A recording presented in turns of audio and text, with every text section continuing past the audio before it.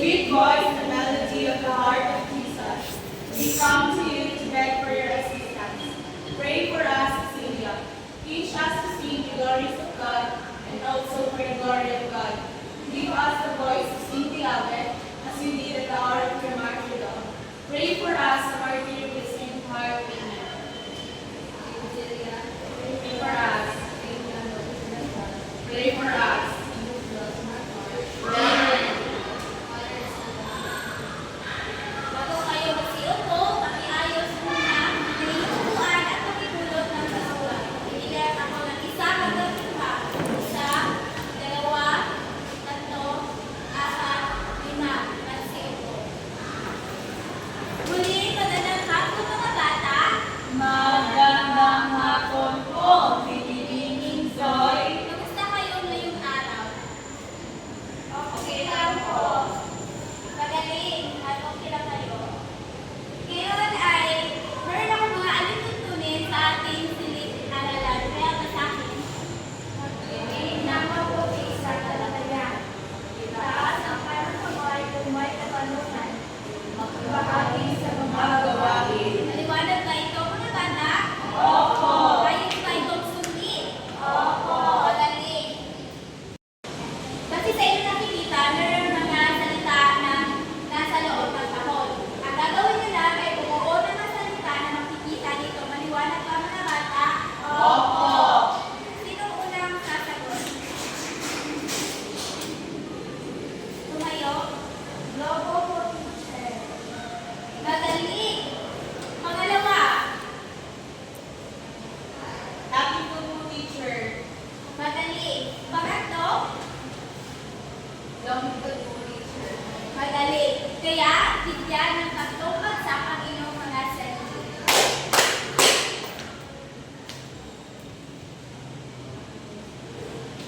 Sino ang nakakaalala sa ating talakayan o nakaraang araw? Geografiya po. Tama. Ano naman ang geografiya? Tumayo? Ang geografiya ay ang pag-aaral sa daigdig ng panahon na ito.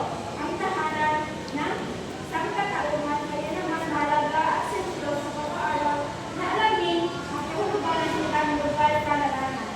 Magaling po ba nun at may naalala pa kayo? Ngayon, bigay naman ang mga halimbawa ng tubig at lupa. Oral at kalakalan. Magaling. At huli ba ka talagang pag-aaralan natin ang geografiya ng Pilipinas? Malagang pag-aralan ang geografiya ng Pilipinas, teacher, upang maunawaan ang ikasliyaman, klima, kultura, at isaya ng bansa na nakakapekto sa pamumuhay at ugat ng mga Pilipino po. Magaling at naunawaan talaga ang ating talakayan noong nakaraang araw. Kaya bigyan ito ng tatlong bagsak ang inyong mga sarili. Meron akong globo dito. So, ang gagawin nyo lang ay hahanapin kung saan nakalagay ang bagsak. Maliwanag ba mga bata? Opo.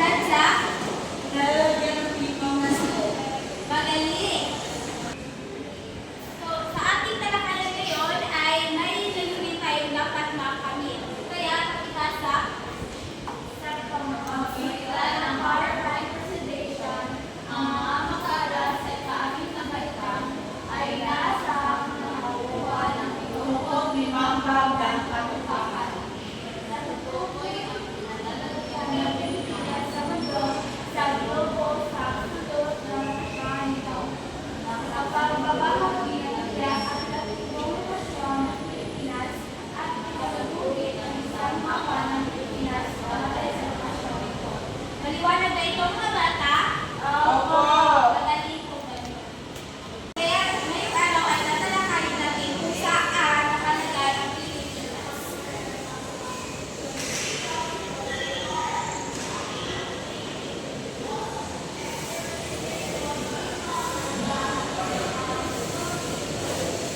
Paano naman natin ah, paano naman natin matutukoy ang lokasyon ng Pilipinas? Tumakinig? Kung natin ang geography ng Pilipinas, gamit ang grupo at mapa po. Magaling, kaya kanina yun ang iyong ginawa. At sa pagtukoy ng bansa ay kailangan natin tukuyin ang lokasyon. So, ang lokasyon, pakibasa. Ang lokasyon ay isang salitang madalang sinagamit sa pag-aaraw ng geographiya ng mundo. Ito ay itutuloy sa isang lugar sa ibabaw ng mundo. Pero ang lokasyon ay may dalawang uri na tinatawag na absolutong lokasyon at relatibong lokasyon. Ang absolutong lokasyon ay ito ang tiyak na pinamumuunan ng isang bansa. Ang relatibong lokasyon naman, ito ay natutukoy sa pamamagitan ng pangalan ng kalapit na lugar na ito. So, ang lokasyon ay may dalawang uri. Una ay absolutong lokasyon at relatibong lokasyon. Ang absolutong lokasyon ay ito ay tumutukoy sa tiyak na pinamumuunan ng bansa o sa pamamagitan ng longitude at latitude. While ang relatibong lokasyon naman ay tumutukoy sa pamamagitan ng pagpangalan sa kalapit na lugar na ito.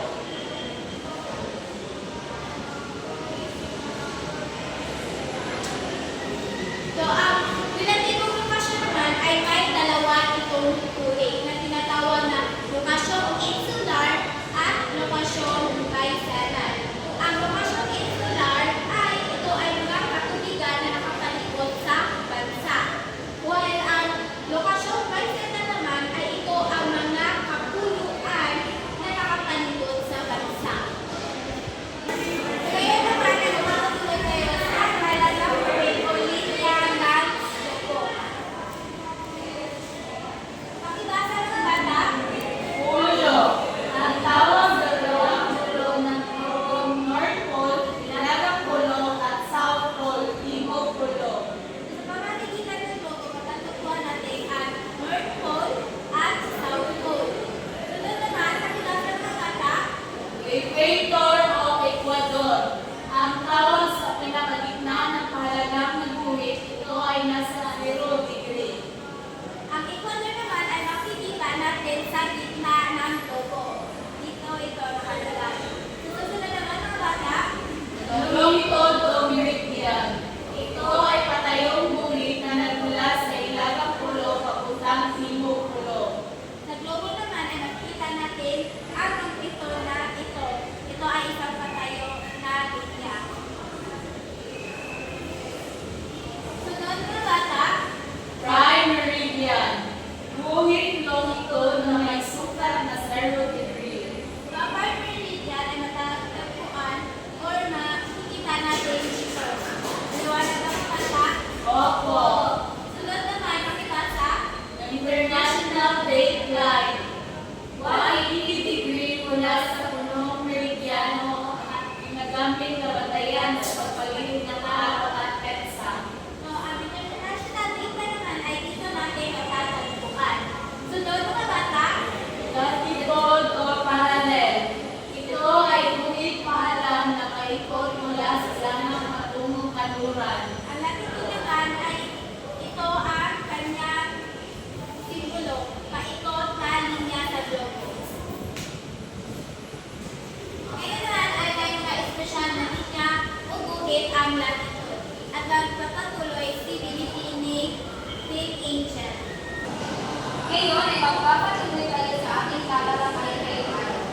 Mga espesyal na guhit ng latitude. So ang larawan ay nagpapakita ng globo na may mga espesyal na guhit ng latitude na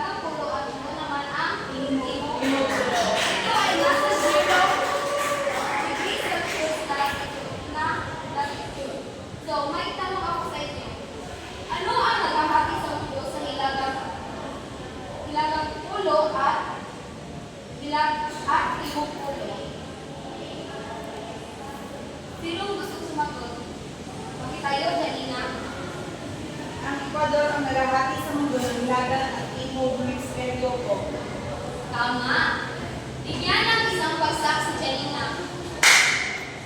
Ngayon ay, ang pangalawa naman ay tropiko ng Cancer. Ang tropiko ng Cancer ay matatagpuan ito sa 23.5 degrees Celsius sa bahagi ng hilagang Uro. Ito ang pinaka-hilagang bahagi kung saan direktang tumatama ang araw. So, meron akong tanong sa inyo. Saan natatagpuan ang tropiko ng Cancer? Pakitayo, Cindy. Sa 23.5 degrees Celsius, hilagang latitude matatagpuan ang tropiko ng Cancer. Tama ba ang sagot ni Cindy? Opo. Tama. Bigyan ng isang palakpak. Ngayon naman sa pangatlo ay ang tropiko ng Capricorn. Matatagpuan din ito sa 23.5 degrees Celsius sa timog polo. Ito ay pinakatimog na bahagi kung saan direktang tumatama ang araw. Ngayon, meron akong katanungan sa inyo mga bata. Ano ang pinakatimog na bahagi na direktang tinatamaan ng araw? Pakitayo, Janina. Ang tropiko ng Capricorn ang pinakatimog na bahagi na direktang tinatamaan ng araw ko. Tama ba ang sagot ni Janina? Opo! Salamat. Ngayon naman ay, ang ikaapat naman ay ang kabilugang Artiko na nasa hilagang ulo. So, ang kabilugang Artiko ay matatagpuan din ito sa 66.5 degrees Celsius sa hilagang latitude. So, tinutukoy nito ang hangganan ng rehiyong at rehiyong ang nagkakaroon ng tuloy na liwanag o dilim sa ilang oras na taon. Meron akong katanungan sa inyo mga bata. Ano ang kakaibang nangyayari sa liwanag sa rehiyong ng kabilugang Artiko? Pakitayo, Cindy. Nagkakaroon ng tuloy-tuloy na liwanag o dilim sa ilang araw ng taon sa rehiyon at kabilugang Artiko. Salamat. Ngayon naman, umako tayo sa pangkalima. So, ang pangkalima ay kabilugang Antarctico. So, ang Antarctico ay matatagpuan din ito sa 66.5 degrees Celsius. Tinutukoy nito ang hangganan ng rehiyong Antarctico na may katulad na mga karanasan sa liwanag o dilim. Ngayon, meron akong katanungan sa inyo mga bata. Saan natatagpuan ang kabilugang Antarctico? Sino gusto sumagot? Pakitayo, Janina. Sa 66.5 timog latitude matatagpuan ang kabilugang Antarctico ko. Salamat. Ngayon, ang mga guhit na ito ay mahalaga sa pagtunawa ng klima ng mundo, mga time zone, at kung paano nakaka-epekto ang araw sa iba't ibang bahagi ng bansa. Naiintindihan niyo ba ang ating tinatalakay ngayong araw mga bata? Opo, teacher. Kung ganoon, bigyan ng tatlong bagsak ang inyong sarili. Ngayon naman ay meron akong katanungan sa iyo. Bakit mahalaga ang kaalaman tungkol sa tiyak at relatibong rotasyon ng Pilipinas? Pakitayo, Jigner. Relatibong rotasyon ng Pilipinas upang magawaan ang kahalagahan, ekonomiya, kasaysayan, halamagan, at tunayang kalabas. Tama ba ang sagot ni Jigner? Opo, teacher. Bigyan ng dalawang bagsak si Jigner. So, ang mga ito ay nakakatulog upang maunawaan at may kaalaman sa tiyak at relatibong lokasyon mag-aaral sa kanilang bansang pinanggalingan. Ngayon naman ay meron akong gawain na dapat ninyong gawin. Makibasa ng tanong ko mga bata. Ang klase ay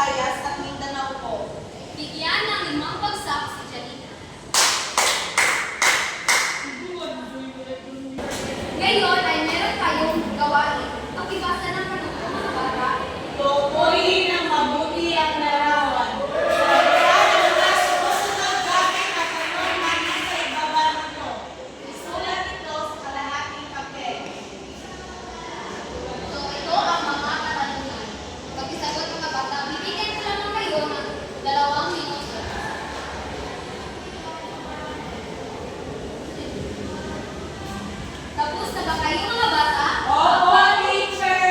Kung ganon, pakibasa ng inyong mga papel. Gusto kong kunin niyo ang inyong mga cellphone at bago kayo mag-umpisa ay babasahin na namin ang apat nito. Pakibasa mga bata. Ibigay ang tiyak at relatibong lokasyon ng Pilipinas at gumawa ng dalawa hanggang tatlong pangungusap na nagsasaad ng kalagayan nito sa mundo. So, ang iyong gagawin ay gumawa kayo ng infographics sa Canva na app. Bibigyan ko naman kayo ng 3 minuto.